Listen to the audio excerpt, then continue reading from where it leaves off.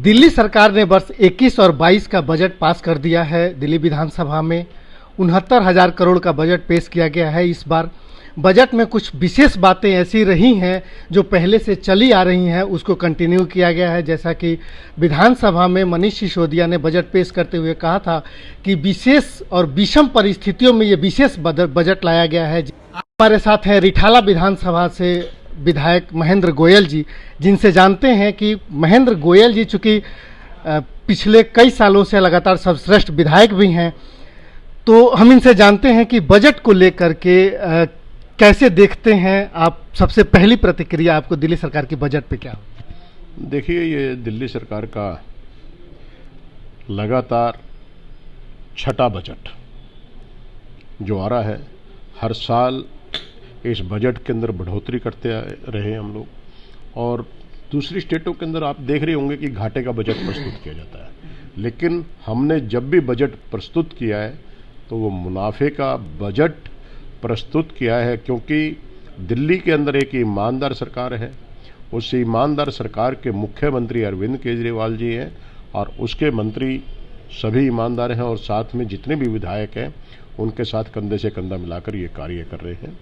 आज ये देशभक्ति बजट जो ये पेश किया गया है 2021-22 का, ये पूरी दिल्ली को बहुत फ़ायदा देगा। और मैं आपके चैनल के माध्यम से कहता हूं कि देश के अंदर इस प्रकार के बजट सभी स्टेटों को ये जारी करने चाहिए। हम लोगों ने महिलाओं के ऊपर विशेष ध्यान रखा है कि जैसे पहले बस के अंदर भी छूट देते थे, अब भी वही हम दे रहे हैं। मोहल्ला क्लिनिकों के अंदर उनको दवाइयाँ मिलती थी, लेकिन बहुत सी बहनों के लिए क्या होता है कि उनके लिए कोई विशेष प्रॉब्लम्स होती है, तो दिल्ली के अंदर 100 मोहल्ला क्लिनिक हमने बहन बेटियों के लिए इस प्रकार के खोलने का इंतज़ाम किया है कि उनको किसी भी प्रकार की कोई समस्या है तो उसकी वो समस्या वहीं पर वो बात करके वो दूर हो जाए। अच्छा, इस बार शिक्षा को लेकर के जैसे पीछे भी जोर रहा है, इस बार भी उस बजट को एज इट इज़ रखा गया है।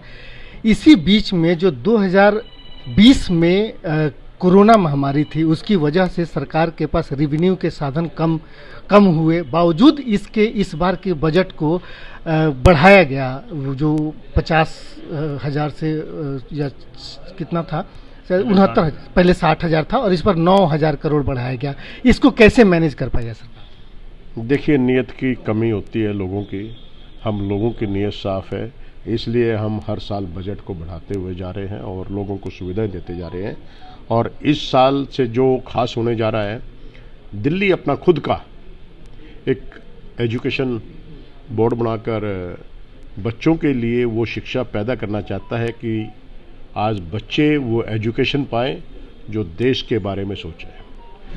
हम शिक्षा के ऊपर काम कर रहे हैं और कट्टरता उन बच्चों के अंदर आए अपने देश के प्रति, ना कि किसी धर्म के प्रति।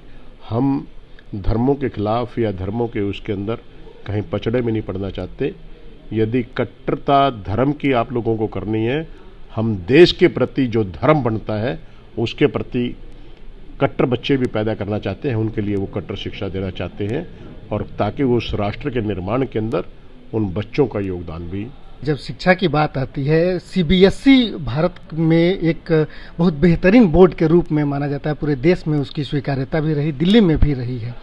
दिल्ली बोर्ड अपना बनाया जाना, उसके पीछे क्या आम आदमी पार्टी की ये सरकार सीबीएसई बोर्ड में कुछ कमियां पा रही हैं या फिर कुछ एक और कदम आगे बढ़ाने की कोशिश है? देखिए, सीबीएसई बोर्ड के तहत हम लोगों ने अभी तक बच्चों को जो शिक्षा दी वो तो दे ही रहे थे, और उसके अंदर भी दिल्ली अव्वल आई है। हर बार प्राइवेट स्कूलों से बेहतर रिजल्ट दिल्ली के सरकारी स्कूलों का मिला। हम इससे भी आगे बढ़कर काम जो करना चाह रहे हैं कि बच्चों को वो शिक्षा मिले, वो नौकरी करने वाले नहीं, वो नौकरी देने वाले बच्चे पैदा हो, इस प्रकार की शिक्षा की व्यवस्था हम कर रहे हैं। अभी सीबीएसई बोर्ड के तहत क्या होता है कि आपको पढ़ाई दी जाती है, लेकिन उस पढ़ाई में ना सिर्फ एक ही चीज़ दिखाई जाती है, आप ये पढ़ाई कर लोगे तो आप ये नौकर लग जाओगे, आप पढ़ाई कर लोगे तो ये नौकरी मिल जाएगी, आप पढ़ाई कर लोगे तो ये नौकरी मिल जाएगी। अरे, इस बात की पढ़ाई दो कि वो नौकरी देने वाला पैदा करे, इस प्रकार की शिक्षा हम देने जा रहे हैं। अच्छा, इस बार के बजट में शिक्षा पर फिर वैसे ही जोर के साथ साथ जो 100 स्कूल ऑफ एक्सेलेंस नए खोलने की बात है, उसको क्या इस एक साल में पूरा किया जाएगा? एक बात। दूसरी बात, आपके विधानसभा क्षेत्र में पहले से ही स्कूल ऑफ एक्सेलेंस हैं, क्या और भी स्कूल ऑफ एक्सेलेंस इस विधानसभा को मिलने की उम्मीद है? इस विधानसभा को एक स्कूल और जल्दी ही स्कूल ऑफ एक्सीलेंस आपको मिलने वाला है, जिसकी मैं आपको खुशखबरी दूंगा, क्योंकि अभी वो डॉक्यूमेंट्स पूरे हो जाएं तो सेलिब्रेट हम और आप और दर्शकों के साथ सभी के साथ करेंगे। अच्छा, एक सवाल और ये है कि दिल्ली सरकार जो इस बार करने जा रही है, बजट में जो चीज़ें लेके आई हैं, उसमें जो थीम रखा दिल्ली सरकार ने देशभक्ति बजट, और दूसरी तरफ जो एजुकेशन बोर्ड बनाया जा रहा है उसमें एक क्लास देशभक्ति के ऊपर होगा।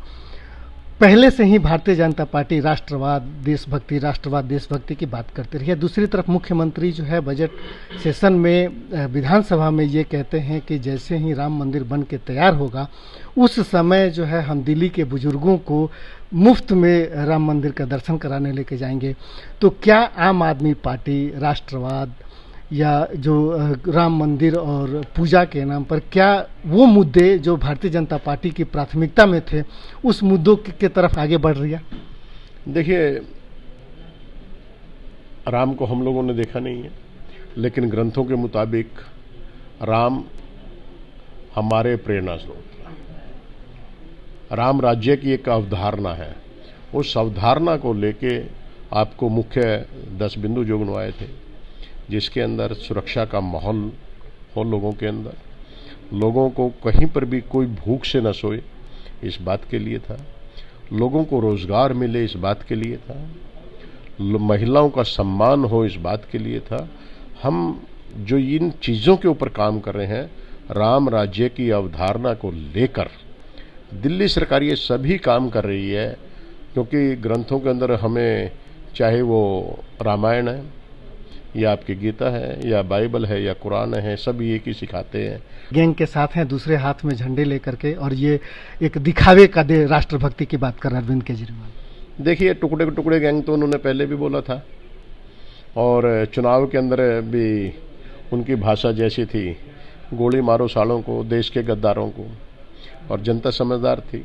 जो देश के गद्दार थे उनको गोली मार दी, और जो अच्छे थे वो चुन के आज विधानसभा के अंदर बैठे हैं।